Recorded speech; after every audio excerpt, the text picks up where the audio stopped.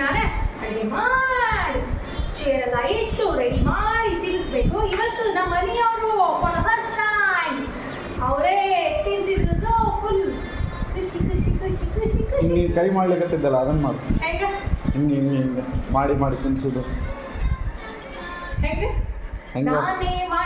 ನಾನೇ ಅಡುಗೆ ಮಾಡಿ ತಿನ್ನಿಸ್ತಿದ್ದೆ ನನ್ನ ಮಗಳಿಗೆ, ನಾನು ತಿನ್ನಿಸ್ತಿದ್ದೆ. ನಾನೇ ಅಡುಗೆ ಮಾಡಿ ತಿನ್ನಿಸ್ತಿದ್ದೆ ನನ್ನ ಮಗಳಿಗೆ ದಿನವೂ. ಆದ್ರೆ ಇವತ್ತು ಆಚಾರು ಒಂದ್ ಹೊತ್ತು ಅಡುಗೆ ಮಾಡಿ ಊಟ ಮಾಡಿಸಿ.